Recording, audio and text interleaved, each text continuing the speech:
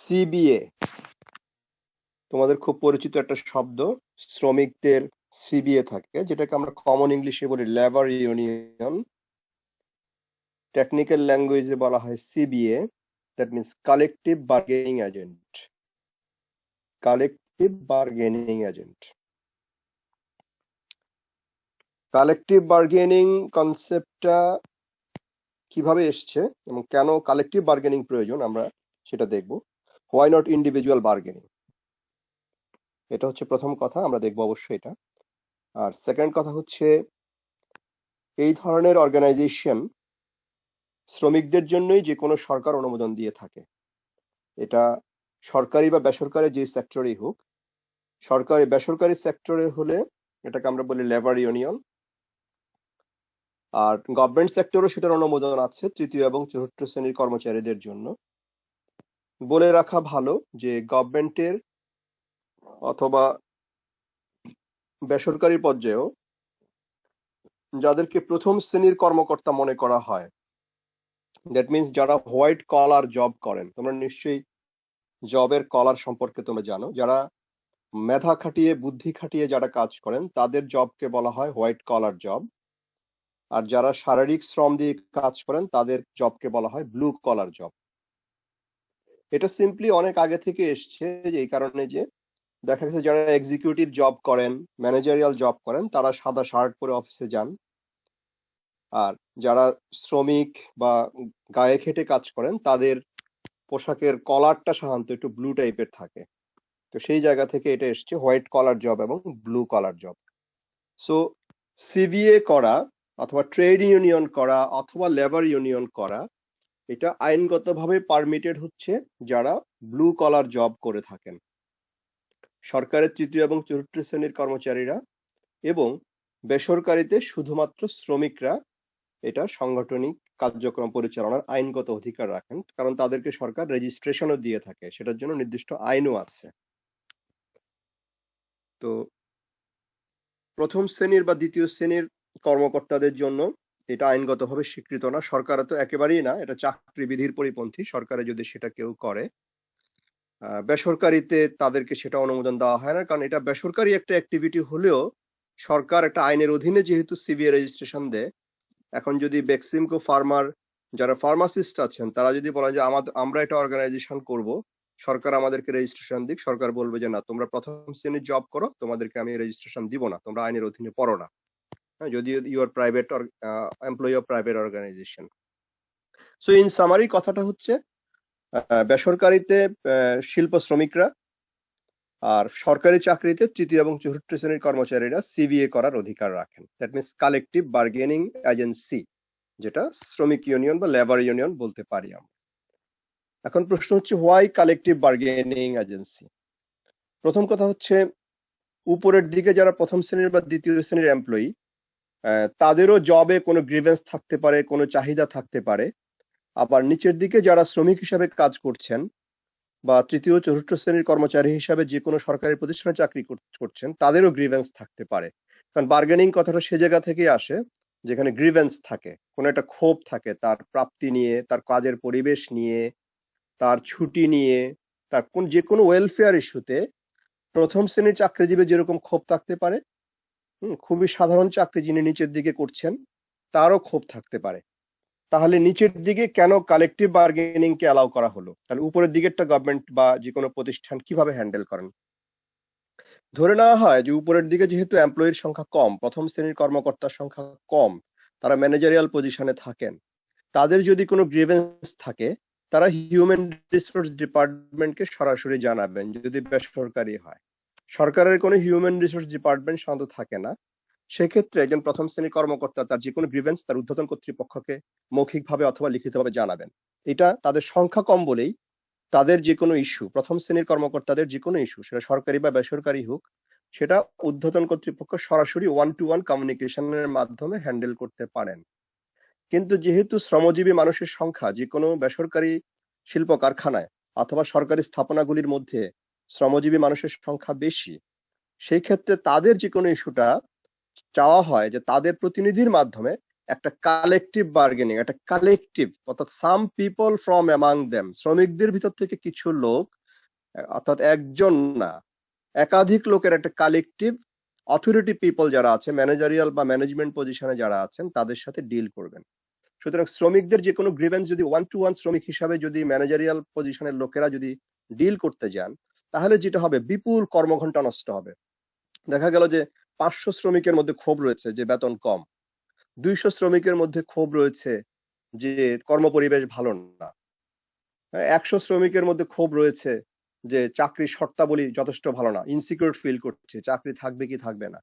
So 100, 200 বা 500 শ্রমিকের grievance যদি একজন একজন করে ম্যানেজারিয়াল পজিশনের লোকেরা ডিল করতে, তাহলে এটা একটা ম্যামথ টাস্ক হয়ে যাবে, বিপুল কর্মঘণ্টা নষ্ট হবে এবং এটা বাস্তবে এটা বাস্তবায়নযোগ্য হবে না। সেজন্যই শ্রমিকদের সংখ্যা বিবেচনা করে, কাজের সাথে তাদের এঙ্গেজমেন্ট বিবেচনা করে তাদের ক্ষেত্রে অ্যালাউ করা হয়েছে যে কালেকটিভ বার্গেনিং এজেন্সি তারা গভর্নমেন্ট থেকে রেজিস্ট্রেশন পাবেন, অর্থাৎ লেবার ইউনিয়ন তারা রেজিস্ট্রেশন পাবেন। সো আমি আবারও রিপিট করছি, বেসরকারি ক্ষেত্রে সমস্ত শ্রমিকরা, আর সরকারি ক্ষেত্রে শুধু তৃতীয় এবং চতুর্থ শ্রেণীর কর্মচারীরা ট্রেড ইউনিয়ন করার আইনগত অধিকার রাখেন। এবং এই ট্রেড ইউনিয়ন কালচারটা পৃথিবীতে বহু পুরনো। এটা যখন থেকে শিল্প বিপ্লব শুরু হয়েছে তার ইমিডিয়েট পর থেকেই, যখন ব্যাপক হারে কর্মী নিয়োগ, শিল্পের বিকাশ শুরু হয়েছে, এটা কৃষিভিত্তিক সমাজের বৈশিষ্ট্য না। কৃষিভিত্তিক সমাজ, সামন্ত সমাজে ট্রেড ইউনিয়ন বলতে কিছু ছিল না, ভূমির মালিকানা ব্যক্তির ছিল এবং তার অধীনেই যারা পরগা চাষি হোক আর যাই হোক তারা কাজ করতো। সে যুগে এটা অতটা ছিল না। যদিও ভারতের ইতিহাসে যদি দেখা যায়, আমরা দেখবো যে কৃষক বিদ্রোহের ইতিহাস অনেক পুরনো। কৃষক বিদ্রোহ ভারতীয় উপমহাদেশের ইতিহাসে হয়েছে। হ্যাঁ, সেটা এই অঞ্চলে শিল্প প্রতিষ্ঠার অনেক আগে থেকেই কৃষিভিত্তিক সমাজেও কৃষক বিদ্রোহ হয়েছে, তবে সেগুলি রাজনৈতিক বিদ্রোহ বা খুবই স্বল্প পরিসরের যে রাজনীতি, সর্বভারতীয় না হোক, সে রাজনীতির স্থানীয়ভাবে কোনো একটা প্রদেশে হয়েছে। হ্যাঁ, সুতরাং কৃষক বিদ্রোহের ইতিহাস যে নাই তা না, কিন্তু শিল্পের বিকাশ যখন ঘটেছে যে কোনো সমাজে, সেটা ইউরোপিয়ান সমাজই হোক, কৃষি থেকে শিল্পের দিকে যখন এসছে, তখন ট্রেড ইউনিয়ন কালচারটা ডেভেলপ করেছে এবং এটা শিল্প বিকাশের গোড়া থেকেই এটা চালু আছে, কারণ বিপুল সংখ্যক শ্রমিক যখন কর্মে নিযুক্ত হয়েছে। এবং এই শ্রমিকদেরকে কেন্দ্র করে শুধুমাত্র ট্রেড ইউনিয়ন অধিকার না, তোমরা কার্ল মার্কসের নাম শুনে থাকবে, তিনি কিন্তু এই শ্রমিকদেরকে কেন্দ্র করে রাষ্ট্র প্রতিষ্ঠার স্বপ্ন পর্যন্ত দেখে গেছেন, যেটা একভাবে হয়েছে 1917 সালে সোভিয়েত বিপ্লবের ফলে। শ্রমিকদের রাজ কায়েম হয়েছে, শ্রমিক রাষ্ট্র কায়েম হয়েছে, যদিও সেটা পরবর্তীতে অনেক সমালোচনার মধ্যে পড়েছে যে এটা আসলে কতটা শ্রমিকদের ছিল, সেটাও পরে আমলাতান্ত্রিক হয়ে গেছে, সেখানেও এক ধরনের এলিট পিপল ডেভেলপ করে গেছে, শেষ পর্যন্ত শ্রমিক কেন্দ্রিক সেটা থাকেনি, কিন্তু হয়েছে। সুতরাং শ্রমিকদের ট্রেড ইউনিয়ন করাটা শুধুমাত্র শ্রমিক অধিকারের ক্ষেত্রে যে জরুরি তা না। কোনো সমাজবিজ্ঞানী লাইক কার্ল মার্কস, কোনো দার্শনিক এবং রাজনীতিবিদ, দুটোই বলতে হবে, বি.আই. লেনিন, তারা কিন্তু তাদেরকে কেন্দ্র করে রীতিমতো রাষ্ট্র ক্ষমতা দখলের চেষ্টাও করেছেন।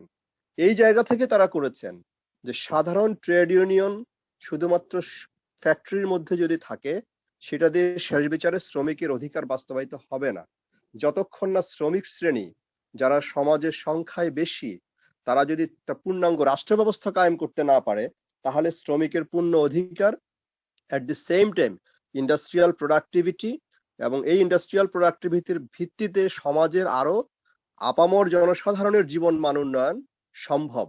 এত দীর্ঘমেয়াদী, এত দীর্ঘ একটি স্বপ্ন দেখেছেন কার্ল মার্কস এবং তার ফলোয়ার বি.আই. লেনিন।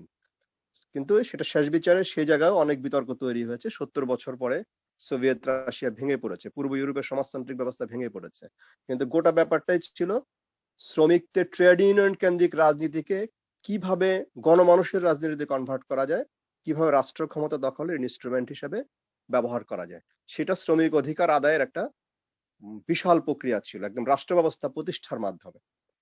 আমরা আজকে যে জায়গাটা আলোচনা করব সেটা হচ্ছে আমাদের যে কোর্স প্রোগ্রামের জায়গা থেকে, সেটা হচ্ছে একটা ইন্ডাস্ট্রির মধ্যে যদি ট্রেড ইউনিয়ন বা শ্রমিক ইউনিয়ন থাকে, সেখানে শ্রমিকরা কিভাবে মালিক পক্ষের সাথে বা কোথাও কোথাও মালিক শব্দটা উচ্চারণ করা হয় না এই যুগে ভদ্রতা বশত, কারণ মালিক কথাটার মধ্যে এক ধরনের সাবঅর্ডিনেশনের গন্ধ আছে, যে কেউ যেন তার অধীনে কাজ করছে, সে যেন স্লেভ টাইপের। যখন স্লেভারির যুগ ছিল তখন একজন দাসের মালিক ছিল, সে মানুষকে বিক্রি করে দিতে পারতো। হ্যাঁ, তো সেই কনসেপ্টে এখন না গিয়ে দুপক্ষই নিজেদেরকে এক স্টেক হোল্ডার মনে করে, বাংলা যেটাকে বলে অংশীজন। হ্যাঁ, দুজনই পার্টিসিপেন্ট এই প্রোডাকশন সিস্টেমে। একজন পুঁজি বিনিয়োগ করেছেন, মেধা বিনিয়োগ করেছেন, আরেকজন তার শ্রম বিনিয়োগ করেছেন। সুতরাং যিনি পুঁজি এবং মেধা বিনিয়োগ করেছেন, ডেফিনেটলি তিনি সেখান থেকে প্রফিট চাইবেন, নাহলে মানুষের যে সাইকোলজিক্যাল মোটিভেশন সেটা তো কাজ করবে না।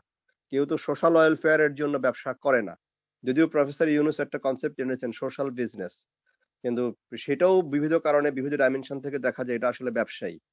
হ্যাঁ, সুতরাং এক অর্থে ঠিক সমাজের মঙ্গলের জন্য যেরকম ব্যবসা বাণিজ্য কাজে লাগে, অন্যদিকে যে ব্যক্তি ইনভেস্ট করেছেন তার মেধা, তার শ্রম এবং তার পুঁজি, সেই ব্যক্তি প্রফিটের জন্যই বিজনেস করছেন, তিনি ফ্যাক্টরির মালিক হন আর তিনি সাধারণ একজন ছোট ব্যবসায়ী হন। অন্যদিকে শ্রমিক তার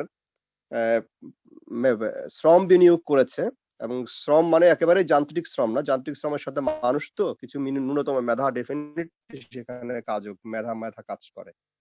তো এখানে দুই পক্ষই এখানে স্টেক হোল্ডার। তো এখানে শ্রমিককে দয়া করে চাকরি দেওয়া হয়েছে এটা ভাবার কোনো কারণ নেই। শ্রমশক্তি একটা সমাজের এসেনশিয়াল ফোর্স। কোনো মালিক যদি মনে করেন যে আমি ফ্যাক্টরি দিয়েছি বলে কয়টা শ্রমিক কাজ করে খাচ্ছে পেটে ভাতে, এটা অত্যন্ত সস্তা চিন্তা, এভাবে ভাবার কোনো সুযোগ নেই এবং এটা অমানবিক চিন্তাও বটে। এটা বাড়ির কাজের মানুষ সম্পর্কে এই ধরনের চিন্তা করা ঠিক না, কারণ সে নির্দিষ্ট একটা শ্রমের বিনিময়ে আমার এখানে খাটছে এবং সে তার শ্রমের বিনিময়ে খাদ্য গ্রহণ করছে আমার এখানে এবং বেতন নিচ্ছে। সুতরাং তারা সমাজের একটা এসেনশিয়াল ফোর্স। সমাজের যে কোনো জিনিসকে এসেনশিয়ালিটি জায়গা থেকে দেখতে হবে। আমি যেরকম শিক্ষক হিসেবে এসেনশিয়াল, আমার ছাত্র আমার কাছে এসেনশিয়াল, আমার প্রতিষ্ঠানও আমার কাছে এসেনশিয়াল। প্রত্যেকে নিজ নিজ এক্সিস্টেন্স নিয়ে আছে এবং পরস্পরকে কোঅপারেট করে সোসাইটির বিগার ডেভেলপমেন্ট হবে। সুতরাং মালিক পক্ষের এখানে করুণার বোধ করার কোনো কারণ নাই যে কিছু দরিদ্র মানুষকে আমি চাকরি দিয়ে তার রুটি রুজি করার ব্যবস্থা করে দিচ্ছেন। নো, আপনার আপনি মালিক হিসেবে আপনার এন্টারপ্রেনিউরাল যে ব্রেইন বা মেধা, আপনার যে ক্যাপিটাল ইনভেস্টমেন্ট, হ্যাঁ, আপনার যে ডেইলি টাইম যেটা আপনি দিচ্ছেন শিল্পের পিছনে, এটা যেরকম আপনি শিল্পের ইনপুট হিসেবে কাজ করছে, শ্রমিকের শ্রম এখানে ইনপুট হিসেবে কাজ করছে। সে এখানে কারো দয়া আসেনি। হ্যাঁ, সিম্পলি সামাজিক প্রয়োজনের নিরিখে। এবং শিল্পের কাঠামোই এরকম যে একদিকে মালিক থাকবে, তার পুঁজি থাকবে, তার মেশিন থাকবে, অপর পক্ষে শ্রমিক থাকবে। সুতরাং শ্রমিকের পজিশন একটা শিল্প কারখানায় এসেনশিয়াল, এতে কোনো সন্দেহ নাই। এখানে কোনো দয়ার বিষয় না যে শ্রমিককে আমি দয়া করছি, সে দরিদ্র মানুষ, তাকে চাকরি দিয়েছেন, নো। সুতরাং এখানে তার অধিকারের প্রশ্নগুলি আসবে এবং সেই শ্রমিক অধিকারের প্রশ্নগুলি সমাধান করার জন্যই কালেকটিভ বার্গেনিং এজেন্সির অনুমোদন গভর্নমেন্ট দিয়েছেন, ইন্টারন্যাশনাল লেবার অর্গানাইজেশন দিয়েছেন, জাতিসংঘের universal declaration of human rights, তার মধ্যে এটা স্বীকৃতি আছে কারণ যে কোনো মানুষের যে কোনো সভা সমিতি অথবা সংগঠন করার অধিকার রয়েছে।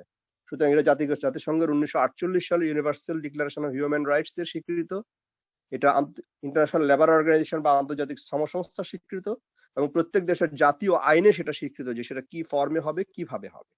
আর কালেকটিভিটির কথা বললাম যে শ্রমিকদের সাথে ইন্ডিভিজুয়ালি কথা বলতে গেলে সময় নষ্ট হবে ম্যানেজমেন্টের, শ্রমিকেরও কর্মঘন্টা নষ্ট হবে। সেজন্য এটা একটা কালেকটিভ অ্যারেঞ্জমেন্ট করা হয়েছে যে তারা সমিতির মতো করবে, তাদের প্রতিনিধিরা তাদের পক্ষে মালিক পক্ষের সাথে, অর্থাৎ আমি মালিক কথাটা বলতে চাই না, সেটা হচ্ছে এন্টারপ্রেনিউর পক্ষের সাথে তারা, তারপর মালিক কথাটা ব্যবহার করে শ্রমিকরা যখন বলে, কিন্তু এটা নট ইন্ট্রিনসিক মিনিং যে সে আমার মালিক আমি তার দাস, এই অর্থে নয়, জাস্ট এজ এ ওয়ার্ড তারা সেটা ব্যবহার করে, শ্রমিক পক্ষ এবং মালিক পক্ষ। তো মালিক পক্ষের সাথে একটা কালেকটিভ বডি গিয়ে আলোচনা করবে সব শ্রমিকের পক্ষে, সেজন্য বলা হচ্ছে এটা কালেকটিভ বার্গেনিং এজেন্ট। তো এবং এই কালেকটিভ বার্গেনিং এজেন্টদের মাধ্যমে শ্রমিকদের বিবিধ রকম অধিকার বা শ্রমিকদের বিবিধ রকম ক্ষোভের মীমাংসা হয়। শ্রমিকের বেতন নিয়ে ক্ষোভ থাকতে পারে, কর্ম পরিবেশ নিয়ে ক্ষোভ থাকতে পারে, ছুটি নিয়ে ক্ষোভ থাকতে পারে, কাজের নিরাপত্তা, পরবর্তীতে পেনশন পাবে কিনা সেটা নিয়ে ক্ষোভ থাকতে পারে। এই সমস্ত জিনিসগুলি কালেকটিভ বার্গেনিং এজেন্সির মাধ্যমে মীমাংসা করা হয়।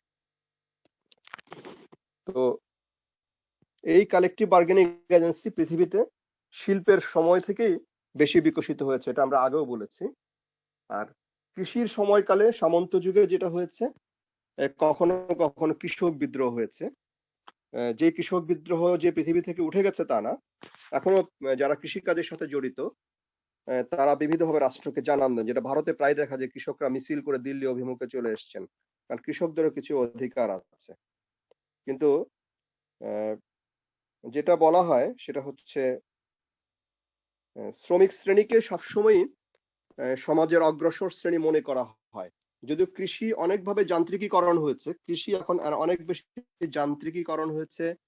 তারপরে technological agriculture, energy intensive agriculture. Energy intensive বলতে আমি বোঝাচ্ছি যে আগে কৃষি করতে শুধু মানুষের গায়ের শক্তি খরচ হতো, এখন একটা ওয়াটার পাম্প চালাতে হয়, এখন টিলার মেশিন আছে, এখন হারভেস্টার আছে, অনেক রকম মেশিনারিজ ইউজ হয়। কৃষিতে অনেক বেশি শক্তি, এনার্জি ইনপুট আছে কৃষিতে। আর সায়েন্টিফিক এগ্রিকালচার তো আছে, সার দেওয়া, তারপর জেনেটিক্যালি মডিফাইড সিড, অনেক রকম কনসেপ্ট এসছে। কৃষি ঠিক আগের জায়গায় নেই। সুতরাং কৃষিতে যিনি কাজ করেন তিনিও নিজেকে শ্রমিকের মর্যাদা চান। এই শ্রমিকের মর্যাদা চাওয়াটা একটা বড় কিছু, কারণ তার মানে শ্রমিক হওয়া মানে মর্যাদাবান ব্যক্তি হওয়া। শ্রমিক হওয়া মানে হচ্ছে উৎপাদন পদ্ধতির সাথে নিজেকে ইন্টিগ্রেটেড ফিল করা, নট এলিয়েনেটেড, ইন্টিগ্রেটেড ফিল করা। তো এই শ্রমিকদেরকে সারা পৃথিবীতে অনেক বেশি মূল্য দেওয়া হয়েছে, এক অর্থে শিল্পের, কারণ তারা শিল্পের সাথে জড়িত। এই কারণে জড়িত এবং এই কারণে বেশি মূল্য দেওয়া হয়েছে যে আমরা জানি যে কৃষিভিত্তিক সমাজে শুধু কৃষিকাজের ভিতর দিয়ে জাতীয় উৎপাদন যেটা, এটা বাড়ে না।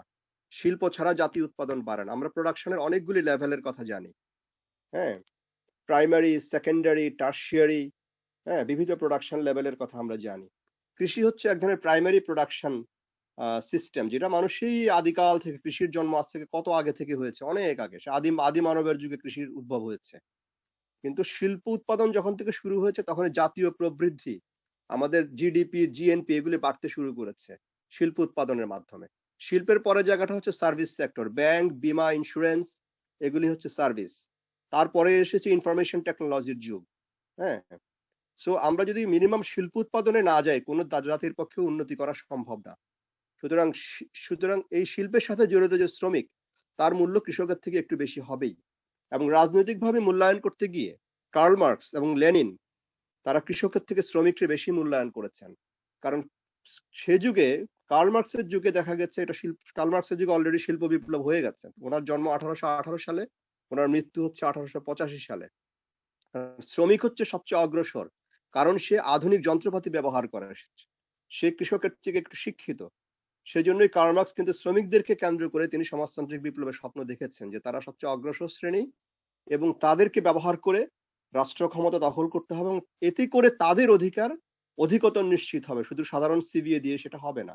সুতরাং কৃষকও নিজেকে শ্রমিকের মর্যাদা চায়, কারণ শ্রমিক অধিকতর অগ্রসর, শ্রমিক অনেক বেশি আধুনিক যন্ত্রপাতি ব্যবহার করে, শ্রমিক একটু আধুনিক জীবন যাপন করে, আমরা সেটা জানি। আমরা আজকে গার্মেন্টস শ্রমিকদেরকে দেখলেই বুঝতে পারি, গার্মেন্টস এর মেয়েদেরকে, তারা যখন গ্রামে ছিল তাদের পোশাক আশাক চলাফেরা কেমন ছিল, আজকে যখন তারা ঢাকা শহরে এসছে, শুধু নাগরিকতার জন্যই যে তার পোশাক আশাকে পরিবর্তন হচ্ছে তা না। শ্রমিক হওয়ার ফলে তার যে ইন্ডিপেন্ডেন্স ডেভেলপ করেছে, তার যে স্বতন্ত্র সত্তা ডেভেলপ করেছে, গ্রামের সাধারণ কর্মীর থেকে, যে কৃষি ক্ষেত্রে কাজ করতে, হয়তো একটা মেয়ে হয়তো সে ঘরে কাজ করতো, কিন্তু শিল্পে জড়িত হওয়ার ফলে তার স্মার্টনেস বেড়েছে।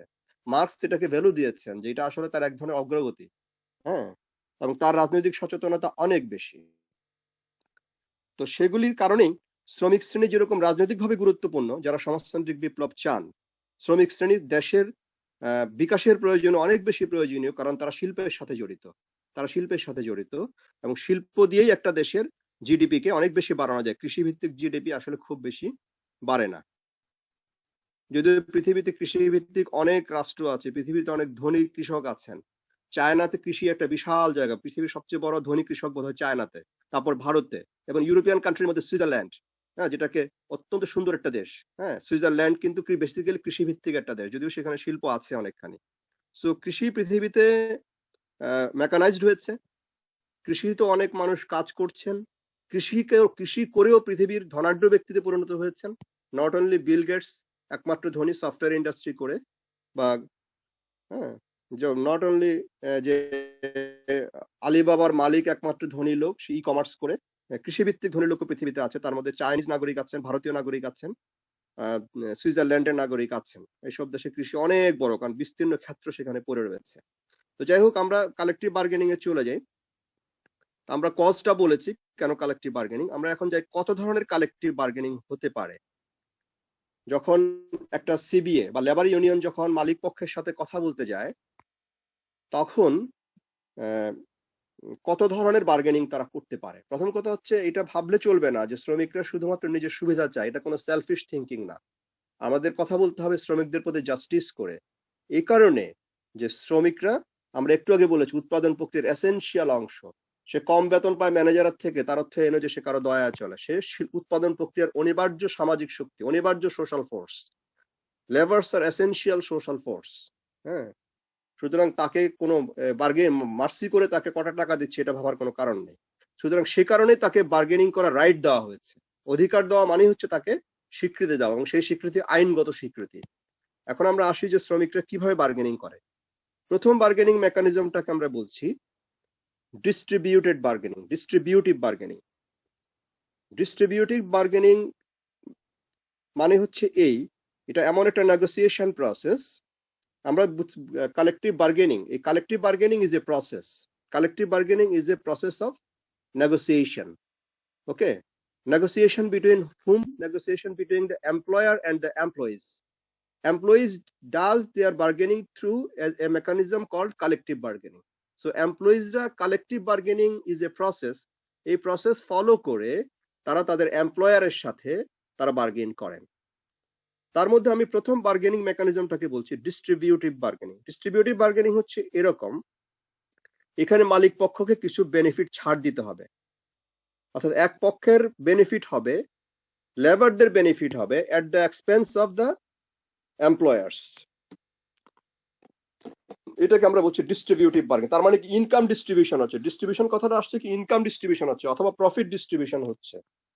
আপনি এমপ্লয়ার, আপনি ফ্যাক্টরির মালিক বা কোম্পানির মালিক, আপনার প্রফিটের কিছু অংশ আপনি শ্রমিকদের মধ্যে ডিস্ট্রিবিউট করে দেন। শ্রমিকরা ইনক্রিজড স্যালারি চায়, সুতরাং এক পক্ষের বেনিফিট হবে অন্য পক্ষের এক্সপেন্সের ভিতর দিয়ে। এটাকে বলা হচ্ছে ডিস্ট্রিবিউটিভ বার্গেনিং।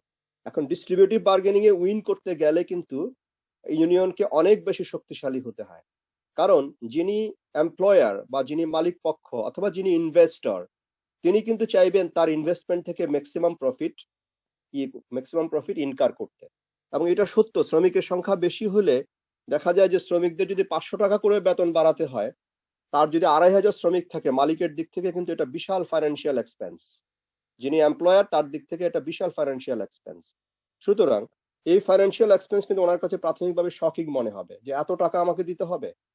কিন্তু সেক্ষেত্রে ইউনিয়নকে উনি ডিসএগ্রি করতে পারেন যে না, এখন বেতন বাড়ানোর মতো অবস্থা নেই। সেক্ষেত্রে ইউনিয়নকে যথেষ্ট পাওয়ারফুল হতে হবে যে আমি চাইলে আপনার এখানে আমি লকডাউন করে দিতে পারি, আমি ধর্মঘট ডেকে দিতে পারি। তাহলে কিন্তু আপনার প্রোডাকশন ডিসরাপশন হবে, প্রোডাকশন ডিসরাপশন হলে আপনি আরো অনেক বেশি ক্ষতিগ্রস্ত হবে।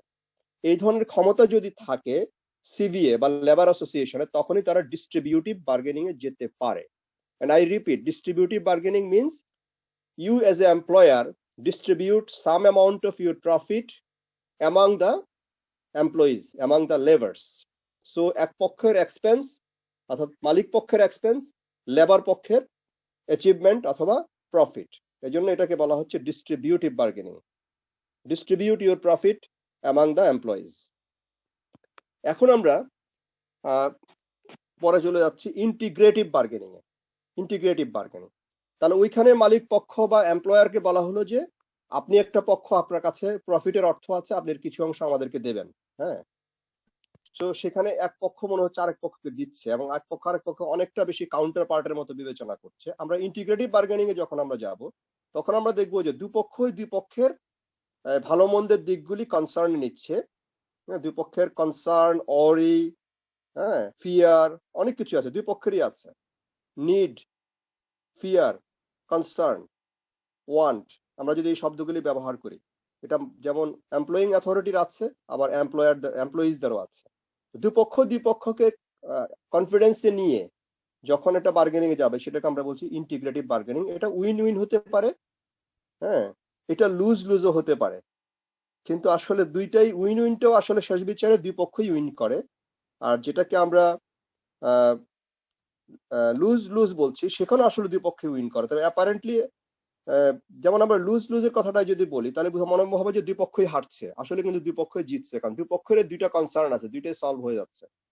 যেমন শ্রমিকদের পক্ষ থেকে যদি প্রস্তাব দেওয়া হয় যে আপনি আমাদেরকে বছরে 2টা বেনিফিট দেন বা 3টা বোনাস দেন, আমরা বোনাস চাই না, আমাদের ডেইলি লাইফটা ভালো করার জন্য আমরা আমাদের মান্থলি স্যালারিটা বেশি চাই, আপনি আমাদেরকে বোনাস প্রদান করার প্রয়োজন নেই। তাহলে অ্যাপারেন্টলি মনে হবে যে শ্রমিক পক্ষ এখানে হেরে যাচ্ছে, তাদের বোনাসটা তারা নিজেরাই ছেড়ে দিচ্ছে, হ্যাঁ, মালিক পক্ষকে বোনাস দিতে হবে। আবার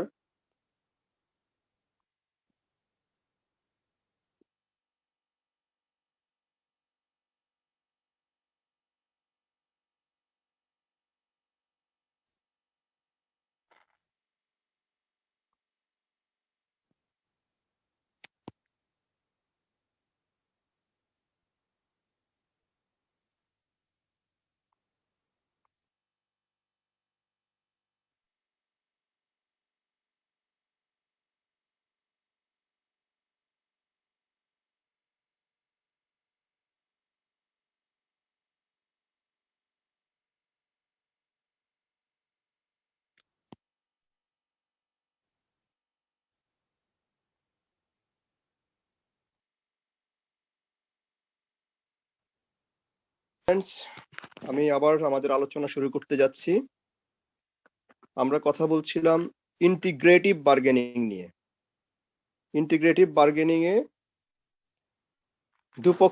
দুপক্ষের কনসার্ন, অরিজ, নিড এগুলিকে মাথায় রেখে, অর্থাৎ শ্রমিক পক্ষ এবং মালিক পক্ষ, বাংলায় বললে ইংরেজিতে এমপ্লয়ার এবং এমপ্লয়িজ, দুপক্ষের প্রয়োজনগুলিকে মাথায় রেখে, কনসার্ন গুলিকে মাথায় রেখে দুই পক্ষ বিহেভ করবে। এটাকে বলা হচ্ছে এটা win win discussion or bargaining, অথবা লুজ লুজ ডিসকাশন। কিন্তু টার্গেট হচ্ছে আসলে শেষ বিচারে উইন করা। কিছু কিছু জিনিস অ্যাপারেন্টলি লুজ মনে হতে পারে যে দুই পক্ষই বোধহয় হেরে যাচ্ছে, না। যেন আমরা যে উদাহরণটা দিয়ে শুরু করেছিলাম, যে শ্রমিকরা যদি মনে করে যে তাদের মান্থলি স্যালারিটা বেশি হলে তাদের জীবনযাপনটা ভালো হয়, এবং তার বিপরীতে তারা বলছে যে আমাদেরকে ইয়ারলি 3টা বোনাস দিতে হবে না, আমাদের বোনাস বন্ধ করে রাখেন, আমরা বরঞ্চ মান্থলি স্যালারি বেশি দেন। সো এক্ষেত্রে শ্রমিকরা লুজ করছে, অ্যাপারেন্টলি মনে হচ্ছে যে তারা বোনাস পাচ্ছে না। আবার উল্টা দিকে তারা উইন করছে, যে তারা মান্থলি স্যালারিটা ভালো পেয়ে ডেইলি লাইফটা ভালো চলছে। মালিক পক্ষকে মনে হচ্ছে যে মালিক পক্ষ লুজ করছে, যে মালিক পক্ষের এখন মান্থলি স্যালারি বেশি দিতে হবে, হ্যাঁ। আবার মালিক পক্ষ উইন করছে ওই দিক থেকে, সেটা হচ্ছে মালিক পক্ষকে বোনাস দিতে হবে না। সুতরাং লুজের মাধ্যমে শ্রমিক তার বোনাস লুজ করার মাধ্যমে মান্থলি স্যালারি অ্যাচিভ করছে, এটা উইন থ্রু লুজ। আবার মালিক মান্থলি স্যালারি বেশি দেওয়ার মাধ্যমে উইন করছে, কারণ তাকে বোনাস দিতে হবে না, কিন্তু এতে দুই পক্ষেরই ওয়েলফেয়ার এবং কনসার্ন এনশিওর্ড আছে। সো এটা হচ্ছে লুজ লুজ সিচুয়েশন। এরকম আর একটা উদাহরণ হতে পারে, যদি শ্রমিকরা বলে যে আমাদের আগামী বছর বেতন বাড়ানোর প্রয়োজন নাই, কিন্তু আপনি এই টাকাটা দিয়ে আপনি আমাদের ওয়ার্কিং এনভায়রনমেন্টটা ভালো করে দেন, আমাদের একটা ক্যান্টিন করে দেন, হ্যাঁ, যেটা দিয়ে আমরা ভালোভাবে ক্যান্টিনে খেতে পারি, আমাদের এই বছর বা আগামী বছর আমাদের স্যালারি ইনক্রিজ করার প্রয়োজন নাই। এতে মনে হতে পারে যে অ্যাপারেন্টলি শ্রমিকরা লুজ করলো, হ্যাঁ, তারা তাদের স্যালারি ইনক্রিমেন্ট নিজেরাই বোধহয় ছেড়ে দিল, যে স্যালারি বাড়াতে হবে না। আর মালিক পক্ষকে মনে হতে পারে যে উইন করছে, হ্যাঁ, মালিক পক্ষ অ্যাপারেন্টলি উইন করছে যে তার এই বছরের স্যালারি, কিন্তু মালিক পক্ষ ক্যান্টিন করার পিছনে মালিক পক্ষকে আবার বিনিয়োগ করতে হবে। সুতরাং মালিক পক্ষ স্যালারি ইনক্রিমেন্ট না করে উইন করেছে, কিন্তু ক্যান্টিনের পিছনে মালিক পক্ষকে আবার বিনিয়োগ করতে হবে। এটা তার দিক থেকে এটা লুজ হিসাবে ব্যাখ্যা করা যেতে পারে, যদিও শেষ বিচারে গোটা সিচুয়েশনটাই হচ্ছে আসলে শিল্পের পজিটিভ এনভায়রনমেন্টের দিক থেকে দুই পক্ষেরই উইন। সুতরাং লুজ লুজের মাধ্যমে উইন হতে পারে, এবং এই ক্ষেত্রে দুই পক্ষকে মাথায় রেখেছে। মালিক পক্ষকে বলা হয়নি যে আপনি আমাদের স্যালারিও বাড়াবেন, ক্যান্টিনও করবেন, নো, ওরা বলছে আমরা আমাদের স্যালারি ফ্রিজ করে রাখেন, কিন্তু একটা ক্যান্টিন করে দেন, তাতে আমাদের ওয়ার্কিং এনভায়রনমেন্টটা বেটার হয়। তার মানে মালিক পক্ষকেও শ্রমিকরা কনসার্নে রেখেছে যে ওনার উপর ফাইন্যান্সিয়াল বার্ডেনটা আমরা ডাবল দিচ্ছি না, আমরা আমাদের স্যালারি স্যাক্রিফাইস করে তাকে ক্যান্টিন করতে বলছি, অথবা আমরা আমাদের বোনাস স্যাক্রিফাইস করে মান্থলি স্যালারিটা বাড়াতে বলছি। দুইটা ভিন্ন ডিল, দুইভাবে কথা আসবে। এই যে দুই পক্ষকে কনসার্নে নেওয়া, এটাকে বলা হচ্ছে ইন্টিগ্রেটিভ বার্গেনিং। তারপরে আসছে প্রোডাক্টিভিটি বার্গেনিং। প্রোডাক্টিভিটি বার্গেনিং এর শ্রমিকরা, যাদেরকে শুধুমাত্র স্যালারি সিকার বা অপরচুনিটি সিকার বলে চিন্তা করলে ভুল হবে, শ্রমিকরাও প্রোডাক্টিভিটির ব্যাপারে কমেন্ট করতে পারে। শ্রমিকরা নেহায়তি ইনস্ট্রুমেন্ট না, শ্রমিকরা নেহায়তি স্যালারি সিকার অথবা অপরচুনিটি সিকার না, হ্যাঁ, অথবা বেনিফিট সিকার না। শ্রমিকরা যখন প্রোডাক্টিভিটি নিয়ে কথা বলে তখন আমরা সেই বার্গেনিংটাকে বলছি প্রোডাক্টিভিটি বার্গেনিং। প্রোডাক্টিভিটি বার্গেনিং এ শ্রমিকদের নেতারা যারা বার্গেনিং করতে যাবেন তারা বলবেন যে আপনি স্যালারি বাড়িয়ে দেন, স্যালারিটার অভাবে হয়তো শ্রমিকরা ভালোভাবে কাজ করছে না, মেন্টালি ডাউন হয়ে থাকছে। মালিক পক্ষ হয়তো বলবে যে এটা আমার কাছে আমার রিসার্চে বা আমার অফিসাররা সেই ধরনের রিপোর্ট করেনি, তাহলে আমি যেটা করতে পারি, এবং শ্রমিকরা কিন্তু এটা বলছে প্রোডাক্টিভিটিকে মাথায় রেখে, কথাটা মনে রাখতে হবে। নেহায়তি যে খুব গ্রস লেভেলে গিয়ে নিজেদের জীবনযাপন চলছে না সেই জায়গা থেকে গিয়ে বলছে তা না, প্রোডাক্টিভিটিকে টার্গেট করে শ্রমিক নেতারা বলছেন যে আপনি যদি স্যালারিটা একটু পেটা একটু বাড়ান তাহলে শ্রমিকদের প্রোডাক্টিভিটি আরো বাড়বে এবং শেষ বিচারে আপনি বেনিফিটেড হবেন। কিন্তু যদি মালিক পক্ষ বলতে চায় আই এম নট শিওর, আমি স্যালারি বাড়াতে গেলে মোটা অঙ্কের টাকা আমাকে এখানে বিনিয়োগ করতে হবে, প্রোডাক্টিভিটি আদৌ বাড়বে কিনা আমি শিওর না, আমি যেটা করতে পারি টার্গেটেড বোনাস দিতে পারি। হ্যাঁ, টার্গেট ওরিয়েন্টেড বোনাস, অর্থাৎ যে শ্রমিক ভালো পারফর্ম করবে সে বোনাস পাবে, অথবা যে গ্রুপটা ভালো করবে সে বোনাস পাবে, এর ভিত্তিতে আমি দেখতে চাই, তাতেও কিন্তু কিছুটা বেনিফিট এনশিওরড হবে। অথবা শ্রমিক পক্ষ থেকে এরকমও বলা হতে পারে যে শ্রমিকদের ওয়ার্কিং যে অর্গানাইজেশন আপনি যেভাবে তাদেরকে অর্গানাইজ করেছেন, একটু অর্গানাইজেশনটা ভিন্নভাবে করলেও প্রোডাক্টিভিটি বাড়তে পারে। তো এই প্রোডাক্টিভিটি বাড়াটাকে শ্রমিকরা কেন গুরুত্ব দিচ্ছে? প্রোডাক্টিভিটি বাড়াটাকে শ্রমিকরা গুরুত্ব দিচ্ছে যদি অ্যাপারেন্টলি মনে হবে যে প্রথম দিকে তো স্যালারি চেয়ে বসছে, হ্যাঁ, তো স্যালারি মালিক পক্ষ দেন নাই, তাহলে আসলে তো তারা স্যালারি চেয়েছে, তাহলে প্রোডাক্টিভিটি চাইলো কোথায়? হ্যাঁ, তো এটার কারণটা এটা এইভাবে ব্যাখ্যাটা এইভাবে করা হয়, যখন প্রোডাক্টিভিটিকে টার্গেট করে করা হয়, শ্রমিকদের দিক থেকে বার্গেনিংটা সেট করা হয়, এর ভিত্তিতে মনে করা হয় যে শ্রমিকদের যে ভ্যালু যেটা সেটা বাড়বে। যদি কোম্পানির প্রোডাক্টিভিটি বাড়ে তাহলে শ্রমিকেরও ভ্যালু বাড়ে। হ্যাঁ, সেই ভ্যালু বাড়ার ভিতর দিয়ে একসময় সে হায়ার ওয়েজ হায়ার স্যালারি এটা ইন রিটার্ন সে পাবে। কিন্তু প্রাথমিকভাবে সে আসলে ফোকাস করতে চাইছে যে আপনি যেরকম এমপ্লয়িং অথরিটি, আপনি ইনভেস্টর, আপনি এন্টারপ্রেনিউর, আপনি যদি আপনার শ্রমিকদের বেটার প্রোডাক্টিভিটি এনশিওর করেন through increase of salary or through reorganizing them, okay, তাহলে কিন্তু শেষ বিচারে প্রোডাক্টিভিটি বাড়বে এবং প্রোডাক্টিভিটি বাড়লে আমরা সেখান থেকে হায়ার ওয়েজ চাই। হ্যাঁ, সুতরাং প্রাথমিক যে ওয়েজটা চাওয়া হয়েছে প্রোডাক্টিভিটি বাড়ার জন্য সেটা হয়তো মিনিমামটা চাওয়া হয়েছে, যে এটা প্রোডাক্টিভিটিকে এনশিওর করবে, সে বুস্ট আপ হবে শ্রমিক, অথবা শ্রমিকরা যেভাবে কাজ করে তাকে রিঅর্গানাইজ করেন। হ্যাঁ, তার মানে প্রোডাক্টিভিটিকে টার্গেট করেও শ্রমিকরা কথা বলে, এটা নেহায়তি স্যালারির প্রয়োজনে স্যালারি চায় তা না। সো লেবার্স আর বেসিক্যালি ভেরি কনসিয়াস যে তারা যেমন না যে শ্রমিক যে কোনো স্যালারি তারা শুধুমাত্র স্যালারি হিসেবে চায়, প্রোডাক্টিভিটি হিসেবে চায়, এবং সেই জন্য আমরা বলছি এটাকে প্রোডাক্টিভিটি বার্গেনিং। তারপরে আসছে কম্পোজিট বার্গেনিং। কম্পোজিট বার্গেনিংটা হচ্ছে অনেকগুলি ইস্যুকে একসাথে নিয়ে, যে ওয়ার্কিং কন্ডিশন, তারপরে কোম্পানির পলিসি, রিক্রুটমেন্ট যেভাবে হয়, যেভাবে ডিসিপ্লিনারি অ্যাকশন নেওয়া হয়, অনেকগুলি কম্পোজিট ইস্যু নিয়ে যখন বার্গেনিং এ বসা হয়, এবং এটা ডেফিনেটলি একটা লং টার্ম রিলেশনশিপকে মাথায় রেখে বলা হয় যে আপনার এখানে এই শ্রমিকরা থাকতে চায়, কিন্তু আপনার এখানে যে ওয়ার্কিং কন্ডিশন, আপনার যে কোম্পানি পলিসি, আপনার যে রিক্রুটমেন্ট স্টাইল, এবং আপনি যেভাবে ডিসিপ্লিনারি অ্যাকশন নেন শ্রমিকরা কোনো ভুল করলে, সেসব জায়গায় পুরাটা একটা কম্পোজিট প্যাকেজ হিসাবে আমরা আপনার সাথে আলোচনা করতে এসেছি, যাতে করে একটা লং টার্ম রিলেশনশিপ ডেভেলপ করে between employer and the employee. হ্যাঁ, এবং এটা এই লং টার্ম রিলেশনের ভিতর দিয়ে আপনি ভালো ট্যালেন্টেড ল্যাব শ্রমিকদেরকে ধরে রাখতে পারবেন, এবং তারা অধিক সময় আপনার এখানে থাকবে। হ্যাঁ, এবং এটা শেষ বিচারে আপনার জন্য যেরকম বেনিফিশিয়াল হবে, শ্রমিকের জন্য বেনিফিশিয়াল হবে, কারণ সে সিকিউর জব পাবে, সিকিউর এনভায়রনমেন্ট পাবে। তো এই জাতীয় ডিসকাশন যখন হয় তখন আমরা এই ধরনের বার্গেনিং এর আমরা বলছি কম্পোজিট বার্গেনিং। আমরা কম্পোজিট বার্গেনিং কোনো নির্দিষ্ট দাবি দাওয়াকে কেন্দ্র করে না, কম্পোজিট বার্গেনিং হচ্ছে লেবার এবং তার যে এমপ্লয়ার এবং এমপ্লয়ির মধ্যে লং টার্ম রিলেশন এবং ওয়ার্কিং এনভায়রনমেন্টকে কেন্দ্র করে একটা কম্পোজিট ডিসকাশন হয় অনেকগুলি ইস্যুকে কেন্দ্র করে। তখন এটা লং টার্ম রিলেশনশিপকে মিন করে, এবং এখানে ডেফিনেটলি বোথ পার্টির বেনিফিটই থাকে। যদি আমরা বোথ পার্টির বেনিফিটটা এর আগে একটাতে বলেছি, সেটা ইন্টিগ্রেটিভ যে বার্গেনিং, সেখানেও বলেছি আমরা। বাট ইন্টিগ্রেটিভ বার্গেনিং এর মধ্যে থেকে কম্পোজিট বার্গেনিং অনেক বেশি ইস্যুকে নিয়ে আসে।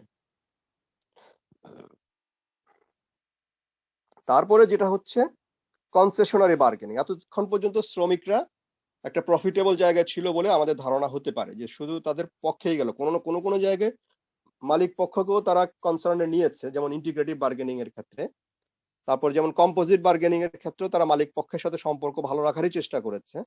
হ্যাঁ, অনেকগুলি ইস্যু একসাথে আলোচনা করে।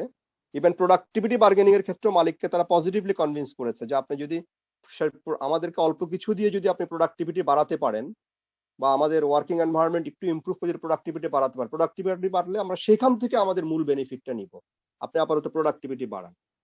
তাহলে প্রথম যে বার্গেনিং মেকানিজমটা, প্রথম যে বার্গেনিং, যেটা ডিস্ট্রিবিউটেড মেকানিজম বলছি, ডিস্ট্রিবিউটেড বার্গেনিং, শুধু সেখানেই মালিকের কাছে সরাসরি দাবি করা হয়েছে যে আপনার প্রফিট থেকে আমাদেরকে কিছু দিতে হবে, এটাই ডিস্ট্রিবিউটেড বার্গেনিং। তারপরে ইন্টিগ্রেটিভ বার্গেনিং এর ক্ষেত্রেও কিন্তু শ্রমিকরা ছাড় দিয়েছে যে আমরা আপনাকে প্রেসার দিচ্ছি না, আমরা আমাদের বোনাস ছেড়ে দিয়ে বলছি মান্থলি স্যালারি বাড়ান, অথবা আমাদের স্যালারি এই 2 বছর বাড়ায়েন না, আমাদের একটা ক্যান্টিন করে দেন। এখানে কিন্তু ওর মানে মালিক পক্ষকে ইন্টিগ্রেট করা হয়েছে যে আপনাকে বার্ডেন দিচ্ছি না, মানে আপনার কনসার্ন আছে, ওরই আছে টাকা পয়সা নিয়ে, সেটাকে আমরা কনসার্নে নিচ্ছি, তখন এটাকে আমরা বলছি ইন্টিগ্রেটিভ বার্গেন। এখানেও শ্রমিকরা ছাড় দিচ্ছে, আবার মালিককেও ছাড় দিচ্ছে। প্রোডাক্টিভিটি বার্গেনের ক্ষেত্রে মালিককে তারা কনসার্নে নিচ্ছে, বলা হচ্ছে যে আপনি প্রোডাক্টিভিটিটা আমাদের অল্প একটু ইনসেন্টিভ দিলে প্রোডাক্টিভিটি বাড়বে, সেখান থেকে আমরা পরবর্তীতে আপনার বেনিফিট হলো আমরা বেটার বেনিফিট আপনার কাছ থেকে আমরা বুঝে নেব।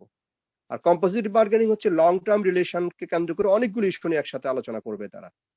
এখন আমরা যাচ্ছি কনসেশনারি বার্গেনিং। এখানে শ্রমিকরা একটু বিপদগ্রস্ত হচ্ছে আছে কনসেশনারি বার্গেনিং এ। এগুলি যখন রিসেশন হয়, কোম্পানি যখন খারাপ অবস্থায় যেতে থাকে, ফাইন্যান্সিয়ালি যখন রিস্ট্রাকচারিং করে, হ্যাঁ, তখন শ্রমিকরা অনেক সময় কনসেশনারি বার্গেনিং এ যায় যাতে তাদের নিজেদের চাকরিটা চলে না যায়। হ্যাঁ, তখন তারা বলে যে আপনি চাইলে আমাদেরকে লো পে করতে পারেন, কিন্তু আসলে কাউকে চাকরিচ্যুত করার প্রয়োজন নাই। ইকোনমিক ডিক্লাইনের সময় এগুলি হয়, যখন জব সিকিউরিটি আসলে নষ্ট হয়ে গেছে রিয়েলি, অন্য জায়গায় গেলেও সে চাকরি পাবে না, তখন সে একজনের কনসেশনারি বার্গেনিং এ যায় মালিক পক্ষের সাথে। তো ইউনিয়ন যেটা করে, তার আগে অনেক বেনিফিট সে পেয়েছে, সেগুলি হয়তো সে স্থগিত করে, বলে যে এগুলি দরকার নেই, একটা লোয়ার ওয়েজ দিয়ে জব সিকিউরিটিটা এনশিওর করেন। তো সেই ধরনের যে বার্গেনিং, সেটাকে আমরা বলি কনসেশনারি বার্গেনিং। কনসেশনারি বার্গেনিং এর ক্ষেত্রে অনেক মালিক এগ্রি করে। কেন এগ্রি করে?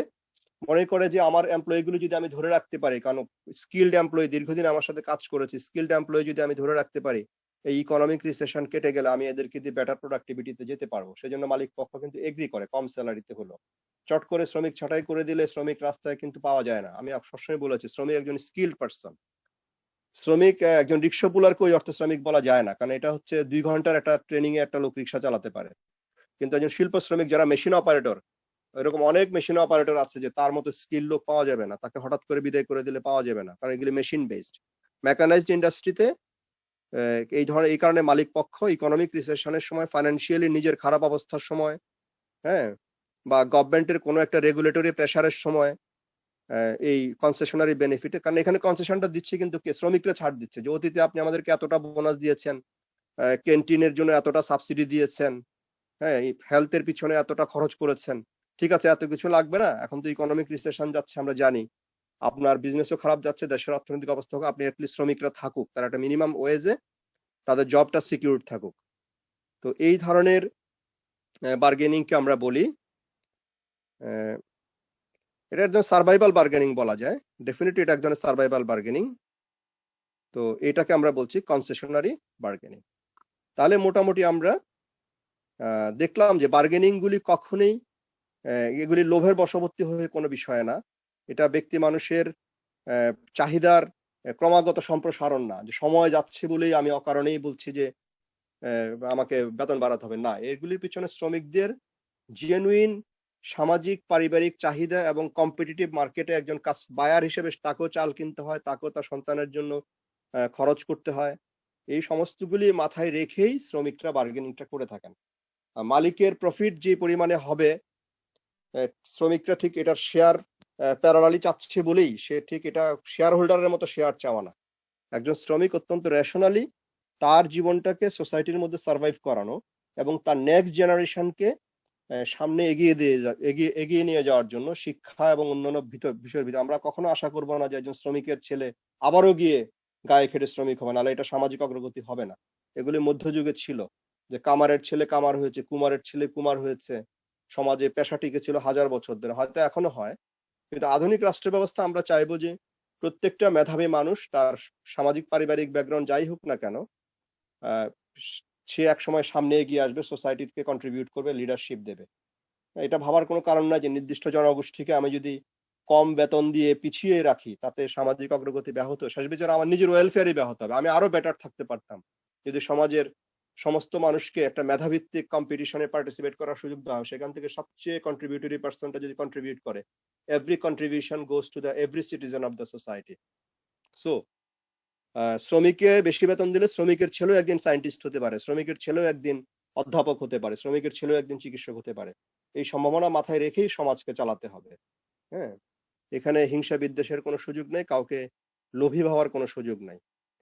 তো ডিস্ট্রিবিউট, তাহলে আমরা বার্গেনিং গুলো যদি আবার একটু রিপিট করি, ডিস্ট্রিবিউটিভ বার্গেনিং, তারপরে আমরা দেখেছি ইন্টিগ্রেটিভ বার্গেনিং, প্রোডাক্টিভিটি বার্গেনিং, তারপর ছিল কম্পোজিট বার্গেনিং, তারপর ছিল কনসেশনারি বার্গেনিং। তাহলে এই হচ্ছে মোটামুটি আমাদের আজকের আলোচনা। আমরা কালেকটিভ বার্গেনিং এবং লেবার রাইটস এর পক্ষে কিভাবে সিবিএ গুলি কাজ করে। যদিও আমাদের দেশে তোমরা যখন সিবিএ সম্পর্কে শুনবা তখন দেখবা যে মানুষ অনেক নেগেটিভ কথা বলবে, বলবে যে এই দেশের শিল্প ধ্বংস হয়ে গেছে সিবিএ এর জন্য, তারপরে পৃথিবীর অনেক দেশে সিবিএ বন্ধ, উন্নয়নের একটা পর্যায়ে সিবিএ বন্ধ করে রাখা, এরকম কথা আছে। যেমন সাউথ কোরিয়াতে আজকে যে ডেভেলপমেন্ট, একটা পর্যায়ে তারা সিবিএ করতে দেয় নাই, শ্রমিক ইউনিয়ন করতে দেয় নাই, এই কথা সত্য। কারণ শ্রমিক ইউনিয়ন বিবিধভাবে অন্য রাজনৈতিক দ্বারা ব্যবহৃত হয়ে যায়, তখন সেটা খুব ক্যাওটিক হয়ে যায়, শ্রমিকদের অধিকারও আদায় হয় না, আর শেষ বিচারে শিল্পের জন্য এটা সহায়ক হয় না। সাউথ কোরিয়া যে আজকে এই পর্যায়ে এসছে ইন্ডাস্ট্রিতে, তারা একটা পর্যায়ে সিবিএ বন্ধ করে রেখেছিল। পৃথিবীর বেশ কয়েকটা দেশ এগুলি করেছে, যে শ্রমিক আন্দোলন আপাতত প্রয়োজন নাই। তো এটা শিল্প বিপ্লবের সময় ইউরোপে যখন প্রথম শিল্প বিপ্লব হয়, ইউকেতে, তারপরে বেলজিয়ামে, তারপরে ফ্রান্সে, ইউকেতে এরকমও হয়েছে যে শ্রমিকদের অধিকার নিয়ে কথা বলতে গিয়ে উন্মুক্ত রাস্তায় তাকে বিহেডিং করা হয়েছে, বলছে গণশত্রু। এটা বেশি দিন আগের কথা না, শিল্প বিপ্লব মাত্র 300 বছর আগের ঘটনা।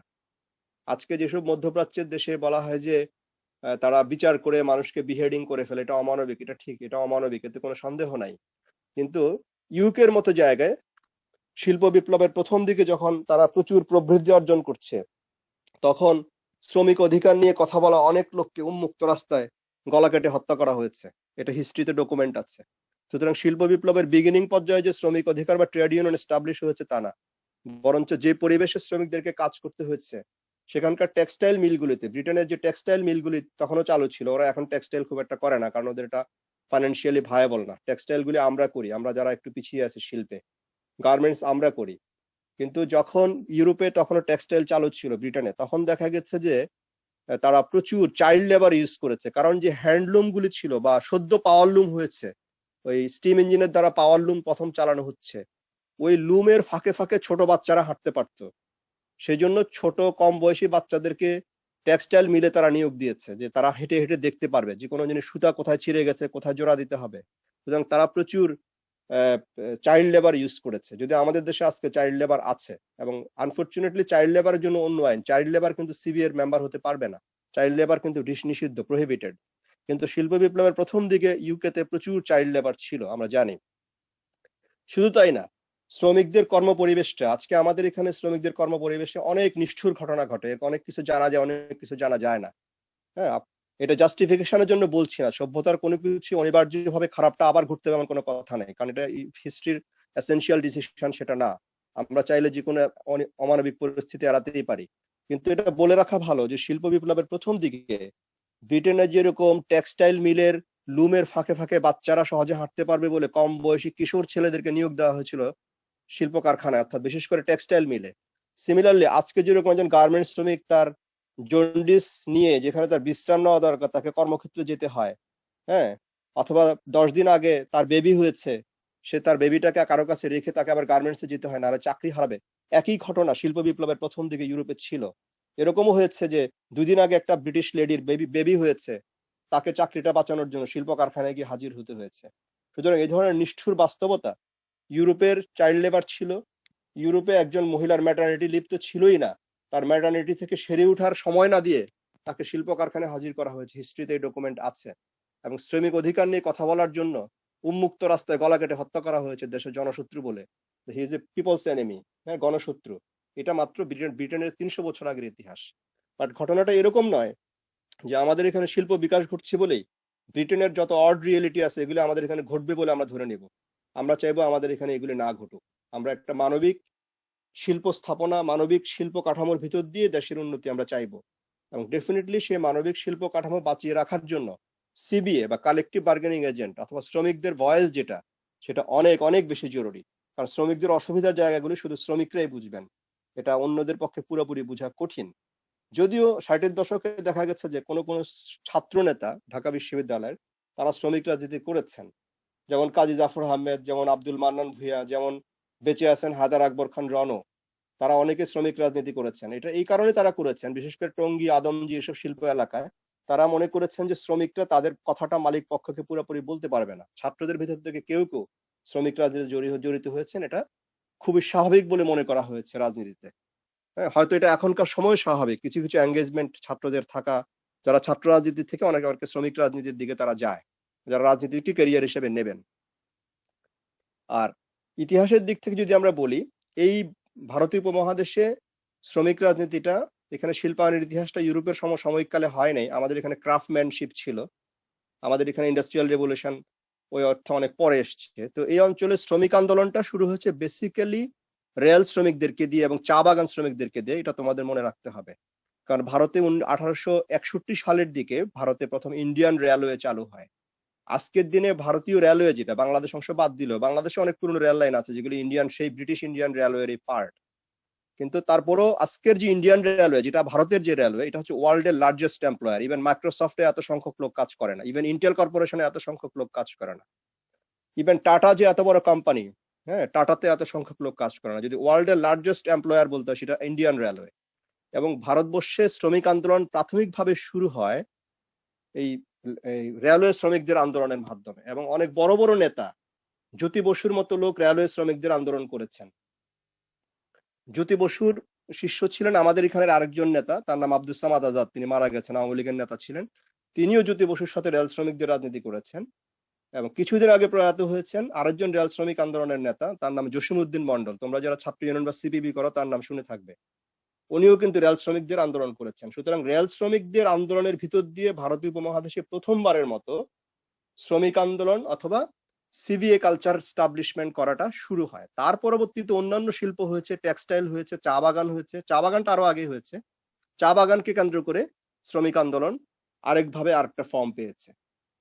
এইভাবে শ্রমিক আন্দোলন ফর্ম পেতে পেতে এটা একসময় এগুলি ছিল পলিটিক্যাল মুভমেন্ট। সুতরাং জ্যোতি বসু কিংবা আব্দুস সামাদ আজাদ কিংবা সাম্প্রতিক কালের জসিমউদ্দিন মন্ডল, এদের যে শ্রমিক আন্দোলন, কিংবা 60-এর দশকে কাজী জাফর আহমেদ কিংবা আব্দুল মান্নান ভূঁইয়া কিংবা আরো অনেকে যারা, হায়দার আকবর খান রণ, যারা শ্রমিক আন্দোলন করেছেন, তো এইটা তারা আন্দোলন করতে করতেই একটা সময় যখন রাষ্ট্র প্রতিষ্ঠা হয়েছে তখন শ্রমিকদেরকে আইনগতভাবেই সিবিএ করার অধিকার দেওয়া হয়েছে। এবং সেখানে ছাত্র নেতাদের কেউ কেউ শ্রমিক আন্দোলনে সুইচ করেছেন শ্রমিকদের পক্ষে, যদিও যথার্থ অর্থে তারা শ্রমিক না, শ্রমিকদের পক্ষে কথা বলার জন্য, যে শ্রমিকরা তাদের দাবিটা আসলে একদম টেকনিক্যালি, মালিক পক্ষে অনেক এডুকেটেড পার্সন আছে, লয়ার আছেন, মালিক পক্ষের এমবিএ করা ছেলে পেলে আছে, তাদের সাথে কথা বলাটা কিন্তু এত সোজা না। সেজন্যই ছাত্রদের কেউ কেউ সেখানে পার্টিসিপেট করেছে। তো তাহলে আমাদের আজকের আলোচনা এখানেই থাকুক। হ্যালো, তাহলে আমরা কি পয়েন্টগুলো আবার রিপিট করব? জি স্যার। ওকে, তাহলে আমরা আজকে যে পয়েন্টগুলো আলোচনা করলাম, প্রথম পয়েন্টটা হচ্ছে সিভিএ, কালেকটিভ বার্গেনিং এজেন্ট। ওকে,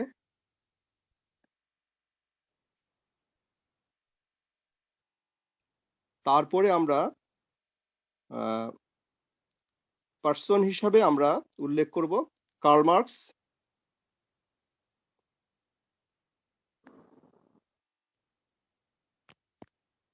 দেন ভিআই লেনিন, তারপরে আমরা এই অঞ্চলের পার্সন হিসেবে উল্লেখ করব জ্যোতি বসু,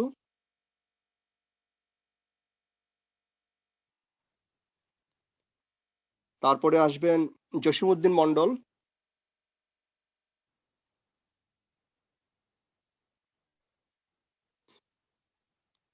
ওকে, এরা হচ্ছে পার্সন হিসাবে, ঠিক আছে।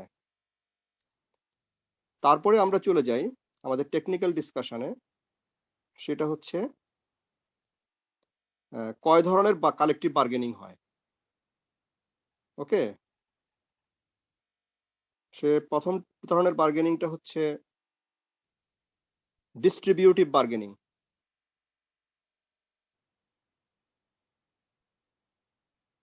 ডিস্ট্রিবিউটিভ বার্গেনিং, তারপরে হচ্ছে ইন্টিগ্রেটিভ বার্গেনিং। ইন্টিগ্রেটিভ বার্গেনিং, তারপরে হচ্ছে প্রোডাক্টিভিটি বার্গেনিং।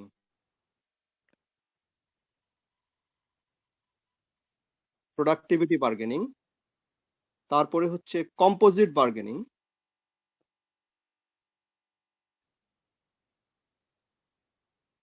তারপরে হচ্ছে কনসেশনারি বার্গেনিং। কনসেশনারি বার্গেনিং, তারপরে আমরা উল্লেখ করতে চাই constitutional ground of labour organization. সাংবিধানিক কি স্বীকৃতি আছে constitutional ground of labour organization. Okay, তারপরে ILO charter and labour organization. ILO charter and labour organisation.